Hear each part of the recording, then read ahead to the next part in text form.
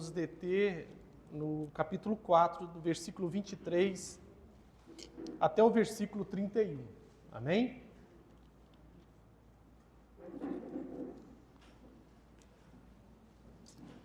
Aqueles que puderem se colocar de pé.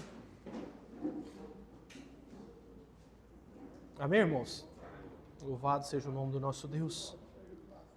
Assim diz a bendita palavra do Senhor. Atos capítulo 4, versículo 23.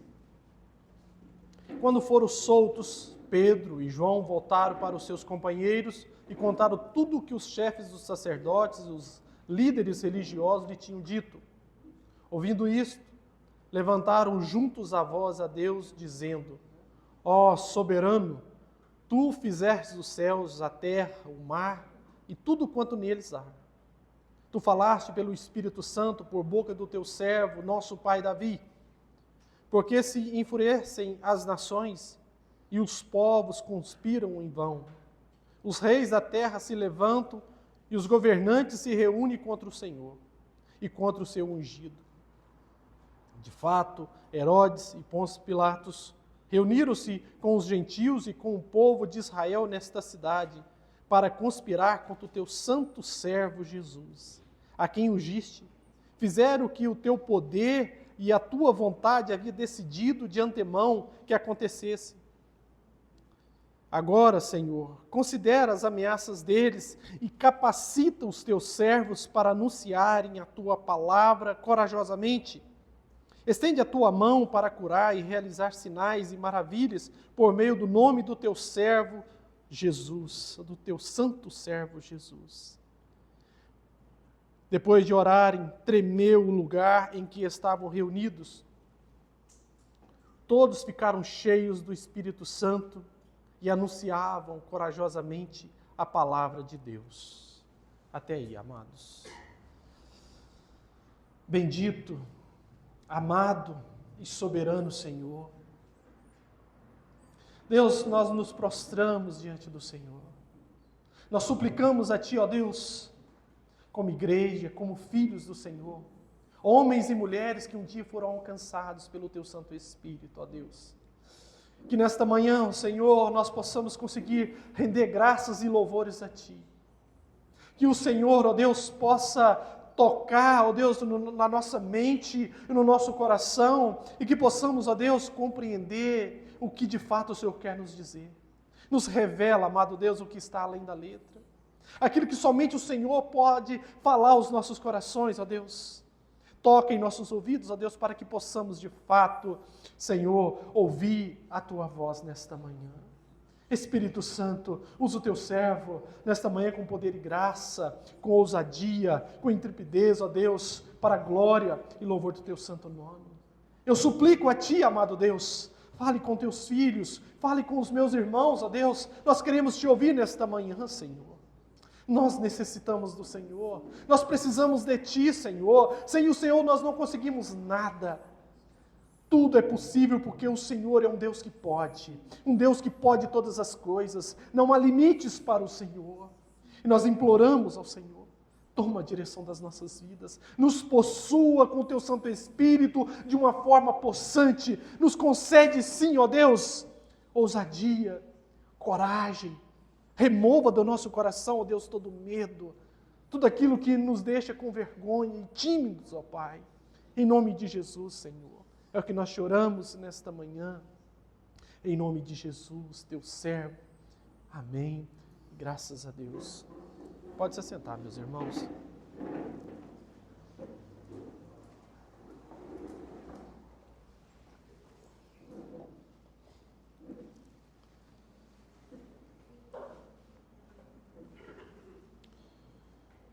Meus queridos irmãos, como tem sido ou está sendo, maravilhoso essa série de ministrações. A Bíblia nos revela os primeiros passos da igreja, quando a igreja nasce, e a maneira que o Espírito Santo começa a agir através desses irmãos. E os atos do Espírito Santo é maravilhoso. Poder ver até aqui, até onde caminhamos, a maneira que Deus usa homens simples para poder anunciá-lo com ousadia, com poder e graça. E a Bíblia nos mostra que nós também devemos desejar isso, e que isso é possível a nós. E a nossa intenção, como pregadores e professores da palavra de Deus, é de ensinar aos irmãos que isso é possível e que nós devemos desejar isto, porque isso é a maneira correta de desejar fazer a obra do Senhor.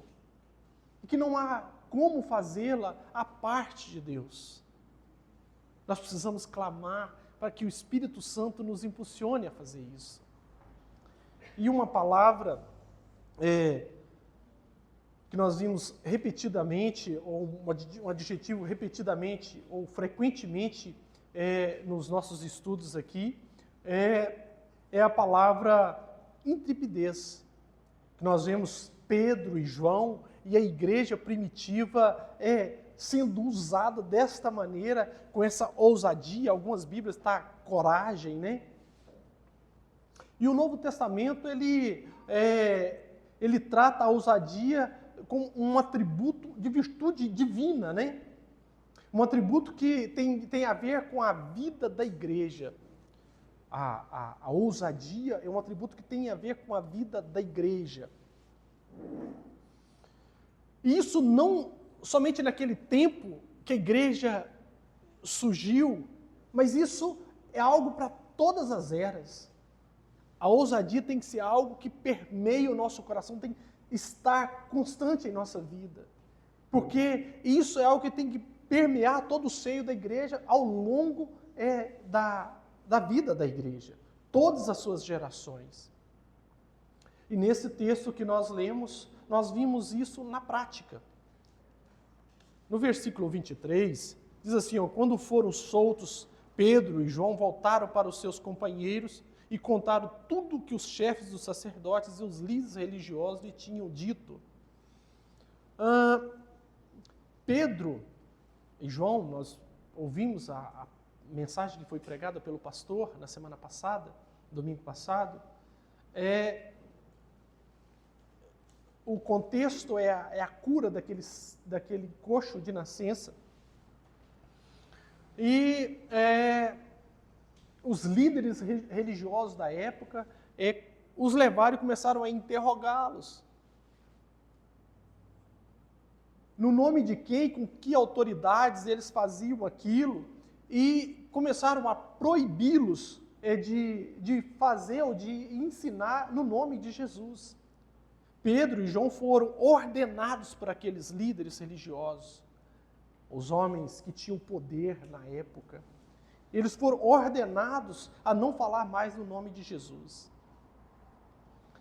E no versículo 19, eles respondem assim, olha, no versículo 19, a parte B, julguem os senhores, mesmo se é justo aos olhos de Deus, a obedecer aos senhores e não a Deus. Julgai se é justo diante de Deus ouvir-vos antes a vós outros do que a Deus. No versículo 19. O que eles queriam deixar claro ali é que não se submeteriam àquela decisão daqueles homens que detinham o poder.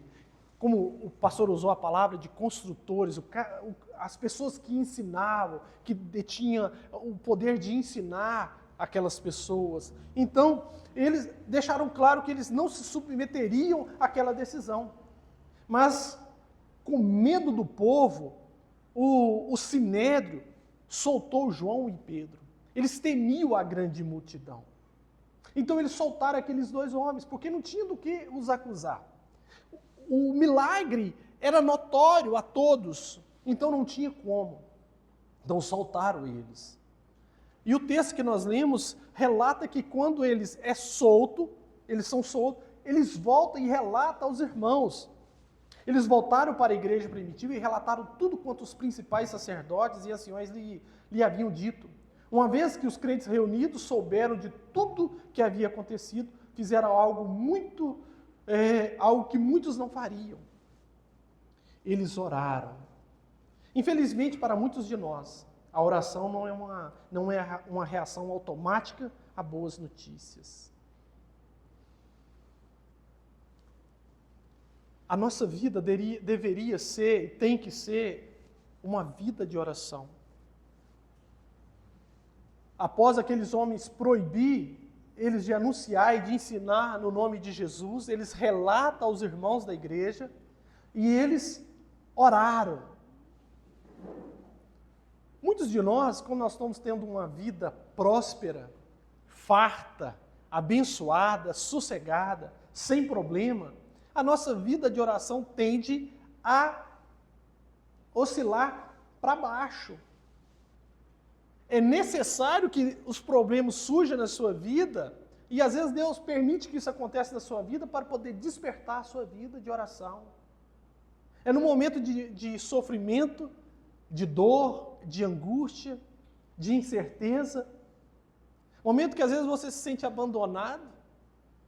É nesses momentos que você começa a clamar com mais ousadia e a sua vida de oração ela toma um novo rumo. Quando vai tudo bem, não oro. É necessário acontecer algo. Isso não quer dizer que todos são assim, mas 99% são assim. Quando vai tudo bem, não tem tempo. Às vezes, quando Deus abre uma porta de emprego para você, ou trabalho, você se apega tanto ao trabalho, a desfrutar daquilo, a zelar daquilo, que você esquece de orar e de agradecer aquele que está te abençoando. Você só quer trabalhar,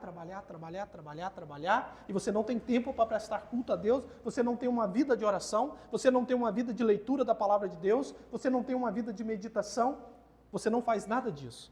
E aí, Deus usa das suas varas de correções para que você possa chegar no eixo novamente. E as varas do Senhor são diversas, viu? Várias varas que o Senhor tem de correção. Às vezes o que você está passando tem o nome de vara. Exatamente isso. Mas, vejam bem, eles oraram. Infelizmente, para muitos de nós, a oração não é uma reação automática a boas notícias. A igreja primitiva, contudo, orava sem cessar. Orar era um reflexo em quase todas as circunstâncias. Lucas observa que levantaram juntos, no versículo 24, levantaram juntos a voz a Deus. Essa atitude fiel dos primeiros cristãos deve nos encorajar a buscar a Deus em oração em todas as circunstâncias. Vejam bem, esses homens eles foram proibidos de anunciar a palavra de Deus ou de pregar em nome de Jesus. E se fosse, tratando de um contexto nosso, Brasil, as pessoas têm orado, sabe para quê? Para que Deus os livre da perseguição, os livre dos confrontos. É esse o tipo de oração que muitos têm feito. Se alguém questiona o que você está ensinando, você ora para que Deus tire essa pessoa do seu ciclo de relacionamento, porque essa pessoa está atrapalhando você. Eles veem esse tipo de acontecimento como algo ruim. E o texto que nós estamos lendo não trata que isso é algo ruim. Já observaram como que Deus, Ele faz as coisas? A primeira pregação de Pedro, o primeiro sermão, 3.000 almas se convertem ao Senhor. 3 conversões verdadeiras, onde o próprio Deus converteu essas pessoas. Eram homens que viviam uma vida cristã, vida na vida. E eles atribuíam tudo aquilo a Deus, que Deus estava fazendo tudo aquilo, Jesus estava fazendo tudo aquilo, porque esse Cristo, Ele ressuscitou dos mortos, Ele venceu a morte, e Ele reina sobre tudo e sobre todos. Ele venceu os seus inimigos. E agora esses homens, eles querem dar continuidade ao ministério do nosso Senhor, e eles começam a operar os mesmos sinais. E quando eles vão para o templo prestar culto a Deus, eles encontram um homem que era colocado diariamente naquele lugar, para receber o socorro, a ajuda daquelas pessoas que iam até ali prestar culto a Deus. Esses homens, ousadamente, diz aquele homem: eu não tenho prata e nem ouro, mas o que eu tenho eu te dou, levante e ande. E com isso, a igreja cresce mais um pouco. Pedro começa a anunciar que tudo aquilo que foi feito por intermédio do servo Jesus Cristo, aquele que Deus tinha enviado, e que aqueles líderes, juntamente com os gentios e com todo o povo de Israel, tinha assassinado. Foi por intermédio dele que eles não tinham nada de poder, tudo era de Deus. E ali 5.000 homens se convertem. E nós observamos que a igreja do Senhor, o corpo de Cristo, ele começa a dilatar, ele começa a crescer. Não é quando a igreja está desfrutando das pompas, das riquezas dessa terra. Não. Observa que tudo vai acontecendo quando há sofrimento, quando há dor, quando há perseguição. Em meio a tudo isso, essas pessoas que foram escolhidas pelo Senhor antes da fundação do mundo, que agora foram encontrados pelo Espírito Santo e fazem parte dessa família da fé, em meio a tudo isso, ainda assim, eles testemunham com ousadia, que não importa o que aconteça, eles são submissos a esse Deus, e eles querem anunciar, porque esse Deus deu poder para fazer tudo isso, para que o teu reino cresça e a sua família se torne grande, até que todos possam ser alcançados. Em meio ao sofrimento.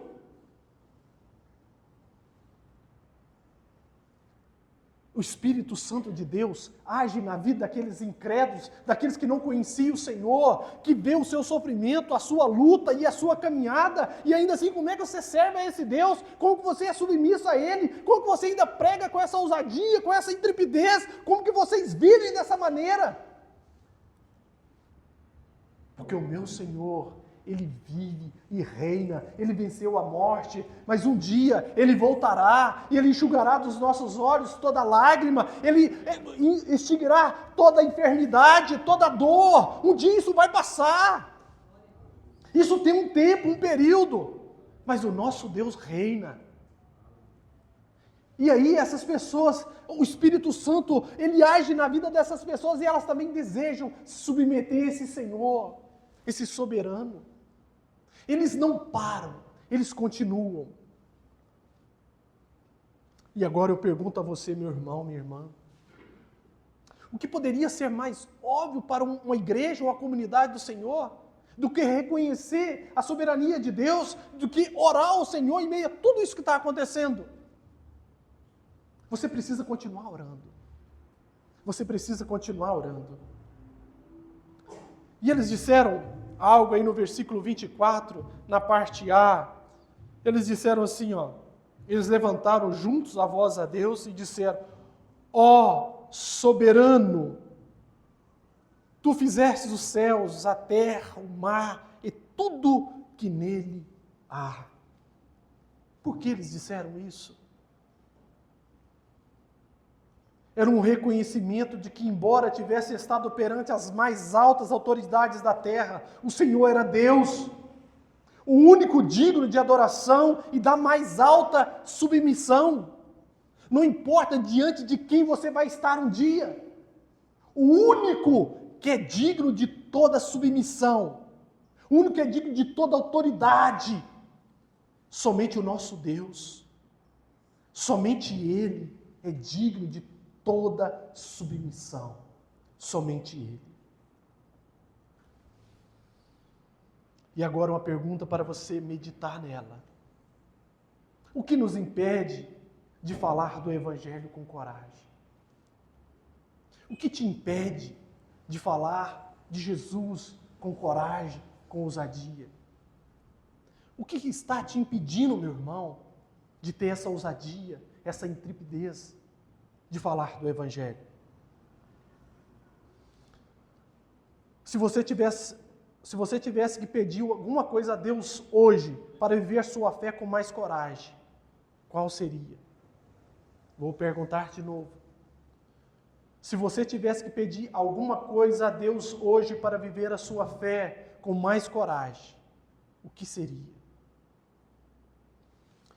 E aí, continuando no versículo 24, eles, em oração, no momento de oração, o Espírito Santo de Deus os traz à memória o Salmo 2.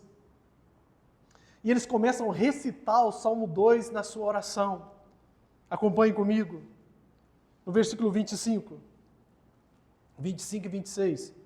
Tu falaste pelo Espírito Santo por boca do teu servo, nosso pai Davi. Por que se enfurecem as nações e os povos conspiram em vão? Os reis da terra se levantam e os governantes se reúnem contra o Senhor e contra o seu ungido.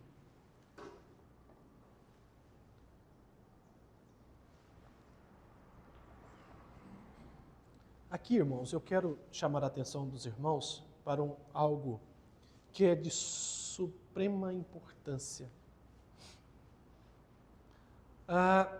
Nós observamos que há muitas pessoas, eu não quero citar A ou B aqui, de nome de denominação, mas nós vemos que algumas denominações, no momento de oração, cada um ora de um jeito. Um pede para uma coisa, outro pede para outra, e vira aquele fuzuê no momento de oração. Muitas das vezes o irmão está orando de um jeito e de uma maneira tão alta que ele atrapalha você a orar. Você não consegue concentrar no que você está falando, orando ao Senhor, porque a bagunça é tamanha nesse momento de oração. E o que nós vemos aqui no texto é que há uma pessoa que dirigia a oração. E os outros concordavam com essa oração. E nós vemos que esta pessoa possivelmente poderia ter sido Pedro, que estava fazendo essa oração. Nesse momento de oração, ele lembra do Salmo 2, é o que nós lemos aqui. Imediatamente, em meio à sua oração, lembram da palavra de Deus que veio a Israel pelos lábios ou pena de Davi, no Salmo 2. O Salmo tem início com uma pergunta. Vejam, no versículo 2, no Salmo, os irmãos abrem no Salmo 2, para que os irmãos possam acompanhar.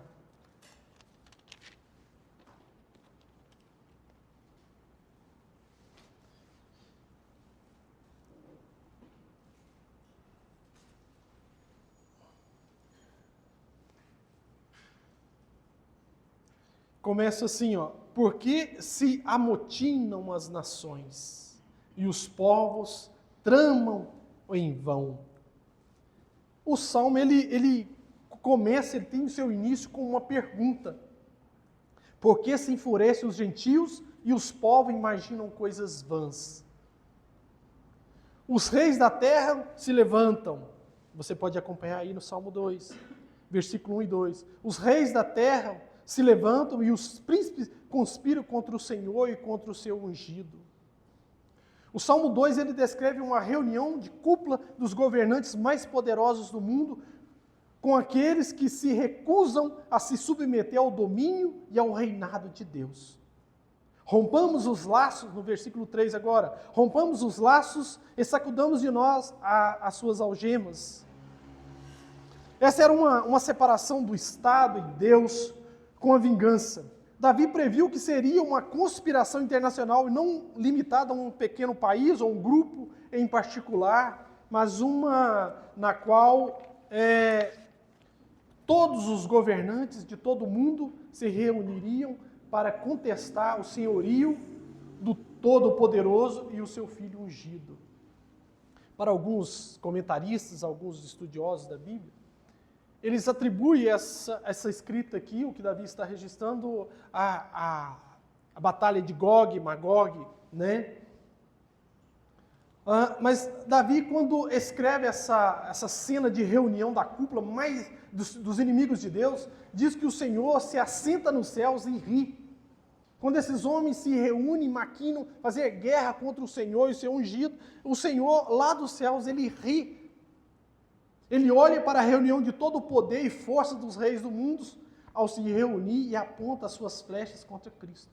Inicialmente, ele se entretém, o nosso Deus, ele se entretém com o poder e força desses reis e zombam deles. Ri-se aquele que habita nos céus. O Senhor zomba dele, versículo 4. Davi disse, mas somente por um momento. Porque o divertimento de Deus se transforma em ira e diz, com vara, no versículo 9, com vara de ferro as regerás e despedaçarás como um vaso do oleiro. Deus tomará em suas mãos tanques de última geração e os revirará e os esmagará contra o chão. Ele os avisa, versículo 12, beije um filho para que não se irrite e não pereçais no caminho. Nós observamos agora nesses últimos dias o poderio de algumas nações para fazer guerra, usando da mais alta tecnologia para combater os seus oponentes. Mas chegará um dia em que todas as nações, todos os governantes se juntarão para fazer guerra, se oporão ao nosso Deus e ao nosso Senhor Jesus Cristo. E a princípio, como diz Davi, o Senhor, ele vai rir disso tudo. Mas esse momento de descontração e de riso do Senhor durará só um momento. E aí ele se enfurecerá com isso e ele esmagará essas pessoas. Eles desejam fazer guerra contra aquele que tem todo o poder, aquele que criou todas as coisas. E aí nós vemos no versículo 27 e 28 de Marcos, voltem lá, irmãos. No versículo 27 e 28 diz assim, ó, de fato, Herodes e Pôncio Pilatos reuniram-se com os gentios e com o povo de Israel nesta cidade para conspirar contra o teu santo servo Jesus, a quem ungistes. Fizeram o que o teu poder e a tua vontade havia decidido de antemão que acontecesse. Só esses 2 versículos por enquanto.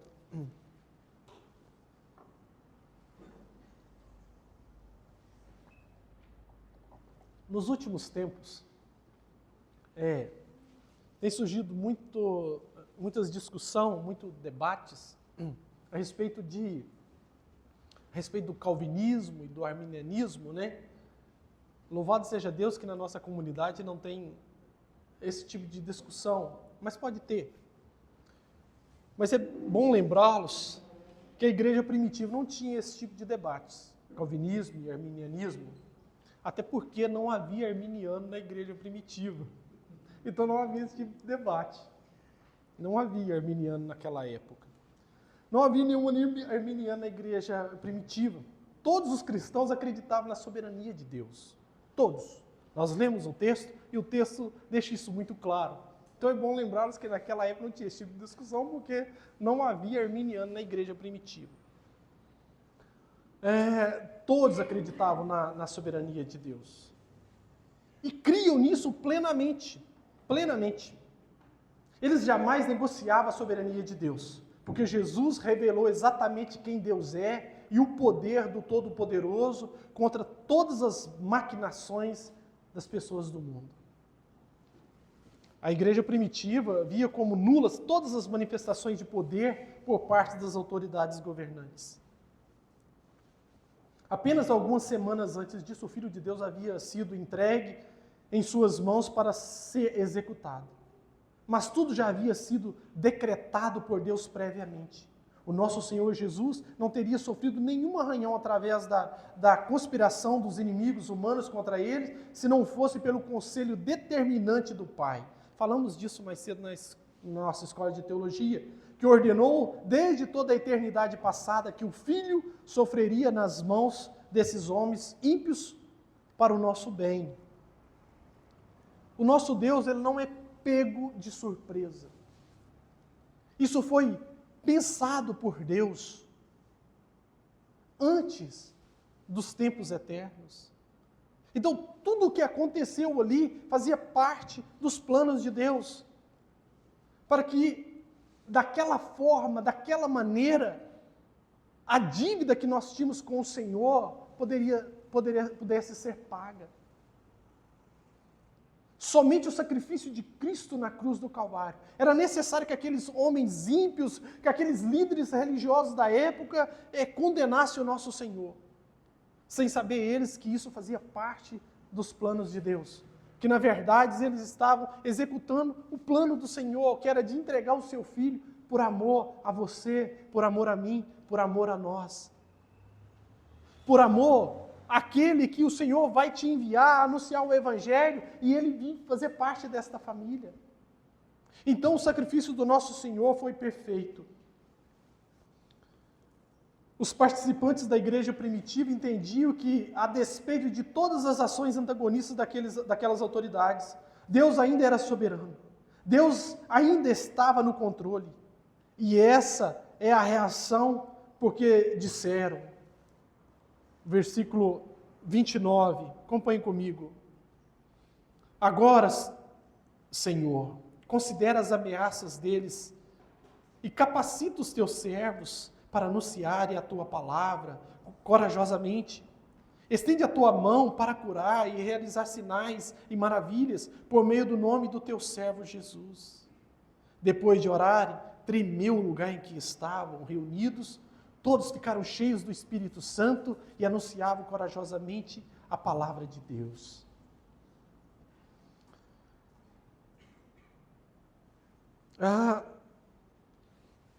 Eles sabiam que tudo que estava acontecendo, Deus já tinha alertado, Jesus já tinha falado a respeito daquilo que ia acontecer. Que se perseguiam o seu Senhor, também iria perseguir os seus discípulos, a sua igreja. E a oração deles, o texto é muito claro. O versículo 29 e o 30, o texto é muito claro. Eles não oraram pedindo ao Senhor que livrasse eles daquela perseguição. Senhor, de alguma maneira, mata essas pessoas. Tem pastores que oram amaldiçoando as pessoas porque as pessoas se opõem a eles. Amaldiçoando, isso aqui é sério. Líderes que amaldiçoam membros da igreja porque são rebeldes. Misericórdia mesmo. Eles não oram pedindo o Senhor que execute vingança sobre aquelas pessoas. Eles sabiam que Deus sabia de tudo aquilo de antemão. Eles oram para que o Senhor dê a eles ousadia, intrepidez, para anunciar a palavra de Deus. Eles oram para que Deus desse a eles coragem, ousadia. E mais, para que Deus pudesse continuar curando e operando maravilhas, prodígios. Eles sabiam que tudo aquilo, Deus sabia de tudo aquilo, exatamente o que estava acontecendo, e que no momento exato, no momento oportuno, Deus ia lidar com aquelas pessoas. Mas o que eles precisavam era que o Senhor continuasse operando aquelas curas, operando aqueles prodígios, aqueles sinais, mas que desse a eles coragem, que em meio a toda essa perseguição, mediante toda essa afronta desse povo, que eles não parassem. Eles entendiam que eles dependiam de Deus, e eles oravam pedindo isto. O caráter da igreja do primeiro século foi marcado repetidamente por uma ousadia sem precedente. Sem precedente. Homens, mulheres que eram ousados, não tinham medo de anunciar Jesus Cristo, não tinha medo nem vergonha de falar dos milagres do Senhor. Era uma ousadia sem precedente. E hoje nós vemos um povo medroso, covarde. Falar a palavra de Deus com coragem é um dom do Espírito Santo. Versículo 31. É um dom do Espírito Santo. De ousadia, intrepidez. Isso é dom. É um dom que Deus dá. apresentá-la assim e falar com integridade, embora isso possa causar controvérsia e até mesmo provocar ameaças daqueles que querem controlar tudo. Tudo. E nós temos aqui o governo, nós temos o sistema religioso também que quer controlar tudo, até a maneira que você deve anunciar a verdade, a palavra de Deus. Você só pode dizê-la da maneira que eles querem que você diga. Eles querem controlar tudo, a narrativa. A verdade, ela pode ser dita, mas ela tem que ser dita desta forma. E muitos cristãos estão se submetendo a esse tipo de poder do governo, do Estado e do sistema religioso, omitindo a verdade. E o Senhor, Ele não trouxe você aqui hoje à toa. Ele quer que você tenha coragem, embora você possa ser perseguido, embora pessoas possam se levantar contra a sua própria vida. Ainda assim, não pare. Tenha intrepidez, coragem, não tenha medo. Continue. Nós não podemos ser medrosos. Nós não podemos continuar como estamos. Não podemos ficar só desfrutando do conforto do nosso lar, do ar-condicionado da nossa casa e da TV por assinatura. Há um trabalho a ser feito. E o Senhor não te encontrou à toa. O Senhor te chamou para você trabalhar, e trabalhar arduamente nessa seara. Tem trabalho para todos. Você só precisa de ânimo, coragem, ousadia. Que nesta manhã esse medo suma do seu coração. Que não haja mais medo no seu coração. Que esse trono que o medo tem ocupado no seu coração, ele seja destronado e dê lugar à ousadia, à intrepidez. Não podemos ser medrosos. O reino do nosso Deus, ele está crescendo, ele está dilatando. Mas nós precisamos que ele chegue até os confins da terra e ele chegará. Mas nós somos o povo que Deus escolheu para que a sua obra seja feita. E essa ousadia é algo que urgentemente a igreja brasileira precisa experimentar. Meu irmão, minha irmã, se Deus respondesse nossa oração como respondeu em Atos 31, o que mudaria em sua vida? O que mudaria na nossa igreja?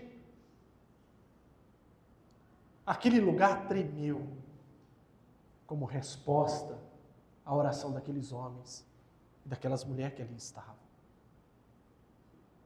Nós não queremos que esse lugar seja abalado, esse lugar físico, mas nós oramos para que as estruturas do nosso coração e da nossa mente sejam abaladas a tal ponto de Deus confirmar no nosso coração que eu sou chamado, você é chamado para continuar essa boa obra. Que as estruturas do seu coração se movam, se abalem nesta manhã. Você não pode continuar como você está. Não pode. Não pode. Outras pessoas precisam experimentar o que você está experimentando. O nosso Deus pode todas as coisas. Sinais, curas podem continuar sendo feitas. O que nós precisamos é ter ousadia, é crer que o nosso Deus pode e Ele fará. Porque a obra é dEle. O que acontece é que muitos estão pegando a glória que é de Deus. Homens que falam com o poder como se o poder fosse deles. Nós não podemos nos associar a esse tipo de pessoa.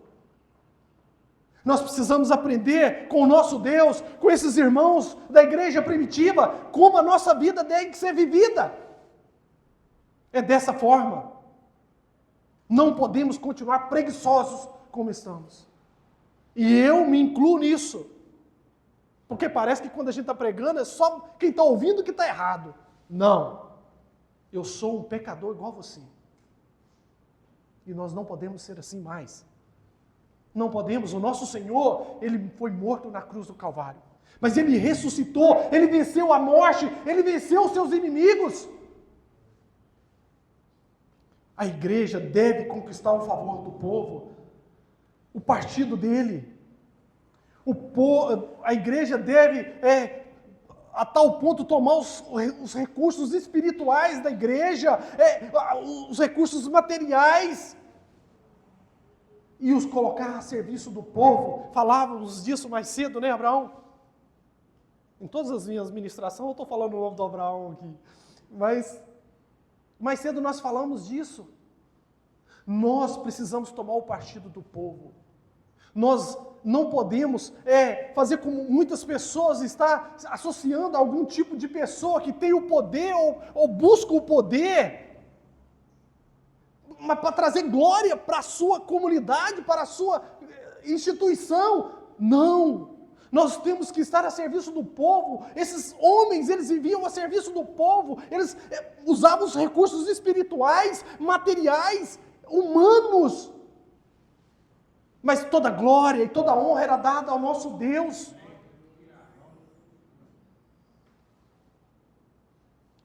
Quando a igreja permanece à margem das necessidades e das lutas do povo, ou quando procura se beneficiar, identificando-se com um determinado grupo que detém o poder ou busca o poder, a vida e o testemunho da igreja são muito distintos do que Lucas escreveu aqui nesse texto. Nós vemos líderes, pastores e líderes fazendo congressos, reuniões, para discutirem formas de fazer com que a sua igreja cresça, que a sua igreja se torne cheia. Mas não querem fazer aquilo que a Bíblia ensina. Irmãos, se nós viver de fato o que a Bíblia está nos propondo a viver, esse espaço aqui não vai conter as pessoas. Não vai. Nós precisamos fazer só o que o Senhor nos ensinou. Os homens estão usando de estratégia humana, métodos humanos, para trazer as pessoas e fazendo delas clientes que consomem o que eles estão oferecendo. O nosso papel é anunciar Cristo. Cristo Jesus, ressurreto.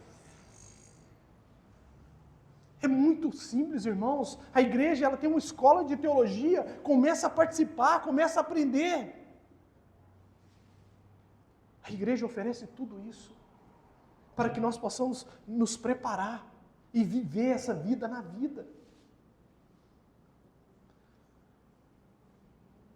E é importante relatar aqui, quando o livro de Apocalipse fala do julgamento final de Deus, ele menciona aqueles a quem Deus enviará para o lago de fogo. Os assassinos, os covardes, os adúlteros, mas eu quero frisar aqui os covardes. Se há algo que caracteriza a igreja no começo do século 21, é a covardia. Se algo nos diferencia da igreja do primeiro século, é a nossa falta de ousadia. No entanto, vemos em Atos uma rápida transformação. Isso em poucos dias. Os apóstolos estavam se escondendo no cenáculo, acovardados, aterrorizados, com portas trancadas por medo dos judeus, e agora aqui eles estão, levantando-se contra as autoridades máximas da terra, sem nenhum medo, sem nenhum temor. Antes, com medo, com portas trancadas por medo daqueles judeus. E agora, com ousadia diante de homens que detinham todo o poder, toda a autoridade da terra. Falavam sem nenhum temor, sem nenhum medo. Duas coisas aconteceu ali. A primeira, a ressurreição. A ressurreição galvanizou a fé da igreja primitiva. Quando viram Cristo ressurreto, quando viram sua vitória sobre a morte e os seus inimigos, quando ele ressurgiu vivo do túmulo, nasceu uma fé no interior dos apóstolos e dos discípulos que o mundo todo não poderia extinguir. Nada poderia tirar essa fé ou remover essa fé do coração desses homens, desses irmãos. Nada. Somando a isso, o poder dessa fé estava o poder do Pentecoste, no qual o Espírito Santo de Deus veio sobre eles e começaram a proclamar a palavra de Deus destemidamente para o mundo todo. Eles puderam contemplar a ressurreição do nosso Senhor, quando Cristo ele é ressuscitado, quando ele vence a morte. Ele passa aquele tempo todo com eles, ensinando eles e tudo, e agora o Pentecoste, o Espírito Santo de Deus se apossa deles. E agora eles anunciam a palavra de Deus com coragem, com ousadia. Amados, existe algo de errado com nós. O Espírito Santo de Deus habita em nós. Por que você continua sem coragem de anunciar Jesus? Porque você continua sem intrepidez, sem coragem, sem ânimo, sem disposição, com medo. Não podemos ter medo. Não podemos ter medo de perder, às vezes, um bom convívio com um membro da família. Devemos anunciar Jesus, ainda que este ente da família fique chateado. Muitos vão se levantar, e principalmente os da família, mas nós não devemos temer, nós temos que anunciar Jesus. E aqui eu caminho para a conclusão. Onde está a ousadia entre nós? Aonde ela está? Ela está aí. Onde está essa ousadia entre nós? Eu não estou aqui advogando uma abordagem impetuosa, viu, irmãos? Temerária, desagradável ou ofensiva, de maneira nenhuma. Não é disso que eu estou falando. Eu estou afirmando que precisamos acabar com a covardia e proclamar o Evangelho com ousadia, que caracteriza um cristão convicto da ressurreição de Cristo e da derrota da morte. Nós podemos experimentar essa mesma mudança que ocorreu naqueles homens que os transformaram de medrosos infiéis em valorosos santos. Nós precisamos e nós podemos fazer isso. E aqui eu encerro com essa mensagem. Nós podemos viver isso.